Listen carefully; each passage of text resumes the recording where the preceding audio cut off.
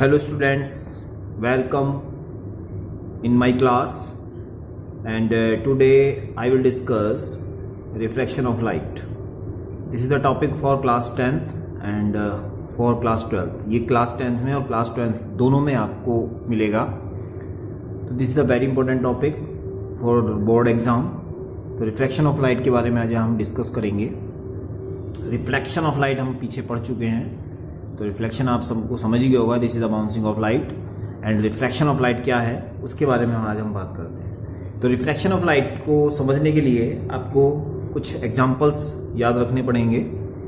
Reflection of light हमेशा एक glass में होता है और उसके अंदर क्या होता है, रिफ्लेक्शन क्या होता है. रिफ्लेक्शन कहते हैं कि किसी ग्लास से या किसी मीडियम से जब कोई रे पास होती है तो वो अपने पाथ से थोड़ा डिस्प्लेस्ड हो जाती है और अपने पाथ से थोड़ा हटी हुई दिखती है.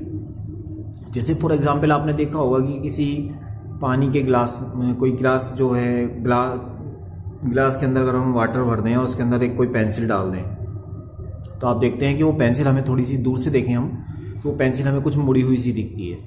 या अगर हम किसी ग्लास में कोई कॉइन डाल दें और ऊपर से पानी डाल दें उसके ऊपर और ऊपर से देखें तो वो कॉइन हमें कुछ उठा हुआ सा दिखता है. ऐसा लगता है कि वो कॉइन जो है वो थोड़ा सा ऊपर आ गया है, यानी कि सरफेस से नीचे. और हम साइड से देखते हैं तो वो हमें नीचे की ओर दिखता है.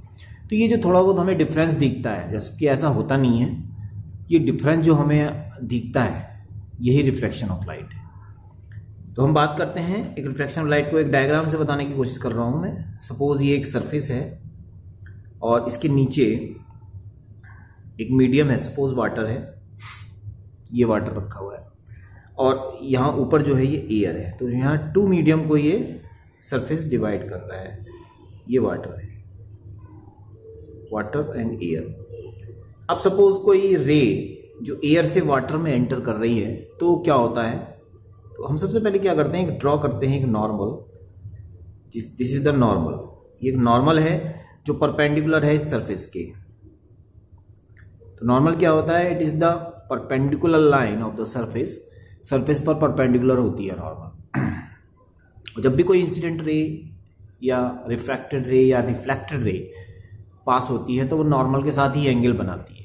तो हमारा जो एंगल ऑफ इंसिडेंस या एंगल ऑफ रिफ्रैक्शन होता है या एंगल ऑफ रिफ्लेक्शन होता है वो सब नॉर्मल के साथ होता है. तो आपको नॉर्मल जो है आपको पिछले लास्ट टॉपिक में मैंने बता चुका हूँ रिफ्लेक्शन ऑफ लाइट में. तो यहाँ पर सपोज एक इंसिडेंट रे आपकी आ रही है, suppose like this is the incident ray. एक इंसिडेंट रे है ये. इंसिडेंट रे वो होगी जो बाहर से आ रही है, एंटर कर रही है अंदर की ओर. इनकमिंग रे भी बोल सकते हैं हम उसको. तो इनकमिंग रे है. अब ये नॉर्मल के साथ एक एंगल बना रही है जिसको हम आई से इंडिकेट करेंगे. This is the angle of incidence. तो आपको पता है इसको हम एंगल ऑफ इंसिडेंस बोलते हैं. Angle of incidence. This is the ray of reflected ray. इसको हम रिफ्रैक्टेड रे बोलेंगे. रिफ्रैक्टेड रे. तो रिफ्रैक्टेड रे. तो रिफ्रैक्टेड रे उसे कहेंगे जो एक मीडियम से दूसरे मीडियम में एंटर करती है. तो when the ray passing through from first medium to second medium then it displaced its path. अब ये एक एंगल बना रहा है R. This is the angle of refraction. ये एंगल ऑफ रिफ्रैक्शन है. ये एक तरीके से एक डायग्राम बना हुआ है. अब हमारा जो है डेफिनेशन क्या होगी, रिफ्लेक्शन ऑफ लाइट की डेफिनेशन के बारे में हम बात कर रहे थे. तो this is the phenomena in which a ray of light passing through from first medium to second medium then it displaced its path. अपने पाथ से डिस्प्लेस्ड हो जाती है. तो this phenomena is called the refraction of light. ये reflection of light को show करता है. ठीक है, तो ये आप नोट कर सकते हैं. तो सबसे पहले यही हो गया हमारा. तो द फिनोमिना इन विच, मैं शॉर्ट में लिख दे रहा हूं यहां पर, इन विच a ray of light passing through from first medium to second medium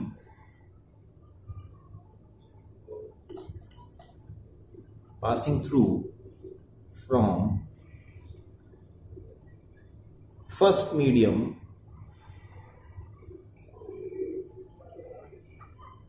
to another medium, then it displaced its path, अपने पाथ से डिस्प्लेस्ड हो जाती है, is called refraction of light. तो ये रिफ्रैक्शन ऑफ लाइट को शो करेगा। This phenomena is called reflection of light. Okay, तो अभी हमने ये फिनोमिना इसके बारे में पढ़ा। अब इसके बाद हम आगे बात करेंगे रिफ्लेक्शन ऑफ लाइट के जो मीडियम है क्यों ऐसा होता है, किसकी वजह से ये जो रे है ये डिस्प्लेस्ड हो जाती है। Now I will discuss the next topic, refractive index. तो अभी मैंने आपको रिफ्रैक्शन ऑफ लाइट में बताया कि रिफ्रैक्शन ऑफ लाइट क्या होती है, इट डिस्प्लेस इट्स पाथ। तो ऐसा क्यों होता है, क्या रीज़न है कि जो रे है वो एक मीडियम से जब दूसरे मीडियम में एंटर करती है तो डिस्प्लेस्ड हो जाती है। तो what is the reason of this phenomena? तो उसका आंसर क्या होगा, रिफ्रैक्टिव इंडेक्स। अब what is the refractive index? Refractive index क्या है? अगर जनरली हम जानना चाहें तो refractive index is the ability of the medium. हर एक मीडियम का रिफ्रैक्टिव इंडेक्स डिफरेंट होता है और उसी के अकॉर्डिंग जो है हमारे रे जो है वो डिस्प्लेस्ड होती है। तो it is the ability of the medium. जैसे अब मीडियम एंटर करती है रे, वो अपने पाथ को डिस्प्लेस करती है, तो ये रिफ्रैक्टिव इंडेक्स की वजह से होता है। तो इसका जो मेन रीजन है वो रिफ्रैक्टिव इंडेक्स है। अब रिफ्रैक्टिव इंडेक्स को हम कैसे डिफाइन करेंगे? तो रिफ्रैक्टिव इंडेक्स का जो फार्मूला है वो मैं आपको लिख रहा हूँ यहाँ पर। What is the refractive index? N से हम इसको इंडिकेट करेंगे, तो N equal to C upon V. N is the refractive index of the medium and C is the speed of the light in air in vacuum and V is the speed of light in the medium। Vacuum या air एक ही बात है, तो यहां पर हम इसको लिख लेते हैं लैंग्वेज में। तो refractive index equal to speed of light in medium या speed of light in vacuum. तो स्पीड ऑफ लाइट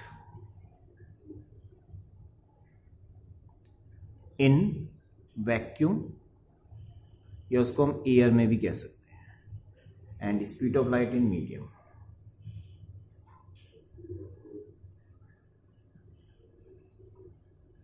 ठीक है, तो this is the ratio of the speed of light in vacuum to the speed of light in medium. तो refractive index को define कैसे करेंगे? What is the definition of the speed refractive index? The refractive index is defined as the speed of the ratio of the speed of light in air or vacuum to the speed of light in medium। तो इन दोनों का जो ratio होगा उससे हम इसको define कर सकते हैं। अब इसके लिए जो है एक फार्मूला हमारा ये पर आ गया। अब आपकी जो बुक है, बुक के अंदर डिफरेंट ग्लासेस दिए हुए होंगे और डिफरेंट ग्लासेस की जो रिफ्रैक्टिव इंडेक्सेस हैं वो भी डिफरेंट होते हैं। तो मैं कुछ ग्लासेस के रिफ्रैक्टिव इंडेक्स आपको वैसे ही ऑरली वर्बली बता दे रहा हूँ, आप उसको ध्यान से सुन लेंगे। एयर का जो रिफ्रैक्टिव इंडेक्स होता है वो बहुत ही यूजफुल है। एयर का रिफ्रैक्टिव इंडेक्स होता है 1.0003। तो इसको हम 1 ही लेते हैं, 1 अप्रॉक्स 1 मान लेते हैं। आइस का जो रिफ्रैक्टिव इंडेक्स होता है वो 1.31 होता है। वाटर का refractive index 1.33। This is the refractive index of water. Alcohol का रिफ्रैक्टिव इंडेक्स 1.36। कैरोसिन ऑयल, जिसको मिट्टी का तेल बोलते हैं, 1.44। उसके बाद एक क्वार्टज होता है, एक होता है तारपेन का तेल जिसको हम पेंट में यूज करते हैं, 1.47 उसका रिफ्रैक्टिव इंडेक्स होता है। क्राउन ग्लास ग्लासेस भी डिफरेंट टाइप्स के हैं, तो इसमें क्राउन ग्लास होता है, एक फ्यूज्ड क्वार्ट्ज होता है। तो क्राउन ग्लास का रिफ्रैक्टिव इंडेक्स 1.55। और फ्लिंट ग्लास, क्राउन ग्लास लिख देता हूं मैं यहां पर, क्राउन ग्लास, इसका रिफ्रैक्टिव इंडेक्स 1.52। इसी को हम ज्यादातर नॉर्मली यूज करते हैं। 1.5 जो हम लेते हैं ग्लास, वो क्राउन ग्लास को ही लेते हैं, नॉर्मल ग्लास में आता है। फ्लिंट ग्लास, जो फ्लिंट ग्लास है उसका जो रिफ्रैक्टिव इंडेक्स होता है वो होता है 1.65। तो जैसे जैसे रिफ्रैक्टिव इंडेक्स बढ़ रहा है वैसे वैसे उसका जो डिस्प्लेस्ड होने की जो कंडीशन है वो भी बढ़ जाती है। और सबसे ज़्यादा रिफ्रैक्टिव इंडेक्स होता है डायमंड का। तो डायमंड का जो रिफ्रैक्टिव इंडेक्स होता है वो 2.42 होता है। सबसे मैक्सिमम रिफ्रैक्टिव इंडेक्स 2.42 डायमंड का होता है। तो डायमंड में क्या होता है कि जो एंगल ऑफ रिफ्रैक्शन है वो बहुत कम हो जाता है, क्योंकि जैसे जैसे रिफ्रैक्टिव इंडेक्स बढ़ता है आर कम होता चला जाता है। ये अब हम आगे डिस्कस कर लेंगे जब हम फाइंड करेंगे कि रिफ्रैक्टिव इंडेक्स और एंगल ऑफ रिफ्रैक्शन में क्या रिलेशन होता है। तो ये कुछ रिफ्रैक्टिव इंडेक्सेस थे, और रिफ्रैक्टिव इंडेक्स की डेफिनेशन आप समझ ही गए होंगे कि रिफ्रैक्टिव इंडेक्स किसे कहते हैं। अच्छा, रिफ्रैक्टिव इंडेक्स जो है किन किन चीज़ों पर डिपेंड करता है उस पर भी हम डिस्कस कर लेते हैं। तो फैक्टर्स ऑन विच डिपेंड्स, तो फैक्टर्स, जिन फैक्टर्स पर ये डिपेंड करता है, नंबर 1 ये डिपेंड करता है नेचर ऑफ द मीडियम पर। आपका जो मीडियम है वो कैसा है। मैंने अभी आपको बताया अगर मीडियम डिफरेंट है, मान लिया ग्लास है, वाटर है या कुछ है, तो उसी पर रिफ्रैक्टिव इंडेक्स भी डिफरेंट होंगे। जैसे भी आप देख रहे हैं यहाँ पर एयर का अलग है, वाटर का अलग है, ग्राउंड ग्लास का अलग है। तो रिफ्रैक्टिव इंडेक्स ऑफ मीडियम जो है इस पर डिपेंड करता है। दूसरा डेंसिटी ऑफ द मीडियम पर डिपेंड करता है, optical density of the medium. Density के बारे में आपको बताने की जरूरत नहीं है, डेंसिटी जो है वो आपने 9th में पढ़ रखी है। डेंसिटी जो होती है अलग अलग वाटर की अलग होती है, जैसे हनी की अलग होती है, मरकरी की अलग होती है। तो डेंसिटी पर भी ये डिपेंड करता है, और वेवलेंथ ऑफ द लाइट पर भी ये डिपेंड करता है। Number 3 wavelength of the light, जो लाइट उस पर फॉल्स हो रही है उसकी वेवलेंथ क्या है उस पर भी ये डिपेंड करता है। तो इस तरीके से जो रिफ्रैक्टिव इंडेक्स का ये पूरा टॉपिक आपके सामने है, इसमें आपकी definition, different refractive indexes and factors, ये सब इसके अंदर आते हैं। तो एग्जाम में ये क्वेश्चन भी आपका रिफ्रैक्टिव इंडेक्स से रिलेटेड आ सकता है, तो इसको अच्छे से तैयार कीजिएगा। नेक्स्ट टॉपिक जो रिफ्रैक्टिव इंडेक्स से रिलेटेड है वो है रिलेटिव रिफ्रैक्टिव इंडेक्स। तो हम बात करेंगे रिलेटिव रिफ्रैक्टिव इंडेक्स की। तो what is the relative refractive index. तो रिलेटिव रिफ्रैक्टिव इंडेक्स का मतलब क्या होता है कि 2 रिफ्रैक्टिव इंडेक्सेस को आप रिलेट कर रहे हैं, दो अलग अलग रिफ्रैक्टिव इंडेक्सेस को आप रिलेट करेंगे, तब उसको हम बोलते हैं रिलेटिव रिफ्रैक्टिव इंडेक्स। तो जैसे 1 and 2, इसका मीन्स क्या है। इसका मीन्स ये है the refractive index of 2 with respect to 1। जो नीचे लिखा होता है उसका रिफ्रैक्टिव इंडेक्स हम किसकी रेस्पेक्ट में फाइंड कर रहे हैं, 1 की रेस्पेक्ट में। तो रिफ्रैक्टिव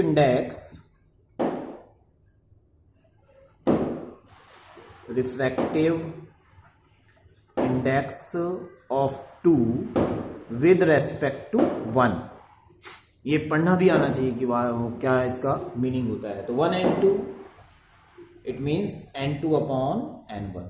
तो this is the formula 1 and 2, ये फार्मूला है 1 and 2 का, n2 अपॉन n1। अगर इसी को हम चेंज करें, अगर हम 2n1 लिखें तो क्या हो जाएगा, n1 अपॉन n2। इसका मीनिंग क्या हुआ, the refractive index of 1 with respect to 2, and इसका मीनिंग क्या हुआ, the refractive index of 2 with respect to 1। तो इस तरीके से फार्मूले भी चेंज हो जाते हैं। अब n1 की जगह पर आप क्या कर सकते हैं, n1 equal to c upon v1। अभी मैंने आपको बताया था v1 is the velocity of in medium, और c जो है द स्पीड ऑफ लाइट। तो c अपॉन v1, यहाँ स्पीड ऑफ लाइट जो c है वो दोनों में कॉमन रहेगी, n2 में भी और n1 में भी, क्योंकि c जो है वो सेम वैल्यू है, 3 × 10⁸ मीटर पर second speed of the light, तो वो सेम रहेगी। But velocity v1 and v2 with a change for the refractive index of n1 and n2, n1 और n2 के लिए ये दोनों चेंज हो जाएंगी। तो n1 और n2 की जगह पर आप इन वैल्यूज को रखते हैं और फार्मूला बनाते हैं। तो सबसे पहले हम बनाते हैं 1 and 2 का। तो n2 की जगह हो जाएगा c upon v2, and n1 की जगह हो जाएगा v अपॉन c, क्योंकि अपॉन में है, c से c कैंसिल हो जाएगा, v1 अपॉन v2। ऐसे ही अगर हम 2n1 बनाते हैं तो क्या बनेगा, n1 अपॉन n2। n1 की जगह पर हम रखेंगे c अपॉन v1, और n2 की जगह रखेंगे v2 अपॉन c, c से c कैंसिल हो जाएगा, तो v2 अपॉन v1। तो यहाँ पर आप देख रहे हैं कि दोनों की वैल्यूज अलग अलग आ रही हैं। अगर हम इन दोनों को मल्टीप्लाई कर दें तो क्या होगा, 1 and 2 multiply 2 and 1 equal to v1 upon v2 into v2 upon v1, cancel हो गए। तो 1 and 2 into 2n1 equal to 1, तो 1n2 equal to 1 upon 2n1। तो यहाँ पर आप देख रहे हैं कि रिलेटिव वेलोसिटी इसको कहते हैं हम, जो चेंज हो जाए, जो कि अगर हमें उल्टा करना हो, यानी कि 1 के रेस्पेक्ट में 2 को या 2 की रेस्पेक्ट में 1 को करना हो, तो उसके लिए हम ये फार्मूला यूज कर सकते हैं। सपोज जो फर्स्ट है वो एयर है, दूसरा जो है वो ग्लास है, तो इसको हम उल्टा करेंगे, ग्लास टू रेस्पेक्ट एयर कर सकते हैं, तो हम इस तरीके से इसको कर सकते हैं, एयर टू ग्लास या glass the refractive index of glass with respect to air, और यहाँ पर हो जाएगा the refractive index of air with respect to glass. So this is the relative refractive indexes. Next topic, laws of refraction of light. तो हमने refraction of light के laws भी ध्यान रखने हैं, लॉज का हम यूज करते हैं। तो लॉज में आपके 2 लॉज हैं यहाँ पर। फर्स्ट लॉ है when the incident ray, refracted ray and normal are lie at the same plane and meet at the same point। आप देख रहे हैं कि जब हम यहाँ पर हमने अभी फिगर डायग्राम बनाया था, तो वहाँ पर हमने इस तरीके से बनाया था। तो वहाँ पर ये इंसिडेंट रे, रिफ्रैक्टेड रे एंड नॉर्मल, ये सब क्या है, एक सेम प्लेन पर इंसिडेंट हो रही हैं और एक सेम पॉइंट पर मीट कर रही हैं। ये आई है, ये आर है। तो फर्स्ट जो लॉ है वो रिफ्लेक्शन ऑफ लाइट और रिफ्रैक्शन ऑफ लाइट का सेम है। अब दोनों तरफ लिख सकते हैं, बस ध्यान रखना है कि रिफ्रैक्शन के लिए रिफ्रैक्टेड रे लिखना है और रिफ्लेक्शन के लिए रिफ्लेक्टेड रे लिखना है। तो रिफ्लेक्शन और रिफ्रैक्टेड रे में थोड़ा सा फर्क है। उसके बाद जो सेकंड लॉ है, this is the sine i upon sine r equal to n. तो sine i upon sine r equal to n. N यहाँ पर कांस्टेंट है और इसी कांस्टेंट का नाम होता है रिफ्रैक्टिव इंडेक्स। तो रिफ्रैक्टिव इंडेक्स की एक डेफिनेशन और हमें मिल गई है यहाँ से। Refractive index it means it is the ratio of the sine of the angle of incidence to the sine of the angle of refraction. तो sine i upon sine r equal to n and this is called the Snell's law. इसको हम Snell's law भी कहते हैं। तो Snell's law के नाम से भी आ सकता है कि what is the Snell's law या what is the second law of the refraction. तो दोनों ही होंगे, आंसर सेम होंगे। According to this law, the ratio of the sine of the angle of incident to the sine of the angle of refraction is equal to a constant and this constant is called the refractive index। तो refractive index को हम इस तरीके से भी define कर सकते हैं। इसके बाद अगला जो मैं टॉपिक आपको बता रहा हूँ वो है बैंडिंग ऑफ लाइट का। तो बैंडिंग ऑफ लाइट के बारे में हम बात करते हैं। आप देख रहे हैं कि यहाँ पर ये बैंड हो रही है। सपोज ये n1 है और ये n2 है। This is the refractive index of first medium and this is the refractive index of second medium. तो अगर सपोज ये ग्लास है या वाटर है, ये ग्लास है और ये एयर है, तो आप देख रहे हो कि इस एयर का रिफ्रैक्टिव इंडेक्स 1 होता है और ग्लास का रिफ्रैक्टिव इंडेक्स 1.5 होता है। तो जैसे ही इसका मीन्स क्या हुआ कि n2 is greater then n1, यानी कि n2 का जो रिफ्रैक्टिव इंडेक्स है वो ज्यादा है। तो जब भी रे लो रिफ्रैक्टिव इंडेक्स से हाई रिफ्रैक्टिव इंडेक्स में एंटर करती है, यानी कि कम रिफ्रैक्टिव इंडेक्स से ज्यादा रिफ्रैक्टिव इंडेक्स में एंटर करती है, तो वो मूव कर जाती है नॉर्मल की तरफ। तो यहाँ पर नॉर्मल की तरफ को ये मूव कर गई है अगर n2 is greater then n1। इसके ठीक अपोजिट अगर सपोज केस कुछ इस तरीके का होता, n1 और n2, यहाँ पर मैं केस को पलट दे रहा हूं। अब मैं n2 को छोटा बना रहा हूं, ये छोटा है, ये बड़ा है, इसकी वैल्यू ज्यादा है, इसकी वैल्यू कम है। तो उसमें क्या होगा कि रिफ्रैक्टिव इंडेक्स, जैसे मान ली कोई एयर आ रही या रे आ रही है यहाँ पर, तो ये फॉर अवे हो जाएगी नॉर्मल से, यानी आर बड़ा हो जाएगा, आई छोटा हो जाएगा। तो n1 is greater than n2। In this case the refracted ray for away from the normal and if n2 is less than n1, it means n1 is less than n2, then in this case the refracted ray towards the normal.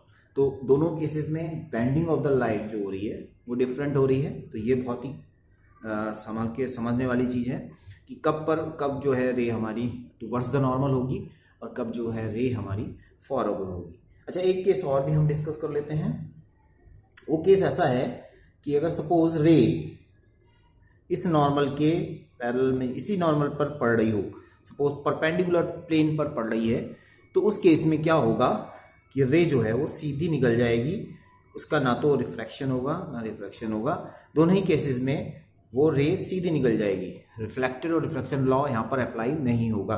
तो normal पर perpendicular पढ़ने पर ना तो आई बनेगा ना are बनेगा, दोनों जीरो हो जाएंगे और और इस केस में क्या होगा कि वो रे सीधी उस मीडियम से दूसरे मीडियम में चली जाएगी without any reflection, without any refraction. तो ये this is the bending of light, ये बेंडिंग ऑफ लाइट हो गया आपका। सो स्टूडेंट्स, आज हमने इन टॉपिकों पे डिस्कस किया है। इसमें फर्स्ट टॉपिक था रिफ्रैक्शन ऑफ लाइट, जो अब मैंने पूरी तरह से डिटेल से डिस्कस किया। उसके बाद रिफ्रैक्टिव इंडेक्स पे हमने डिस्कसन किया, उसके बाद हमने रिलेटिव रिफ्रैक्टिव इंडेक्स पे भी डिस्कशन किया, फिर laws of refraction of light और फिर बेंडिंग ऑफ लाइट।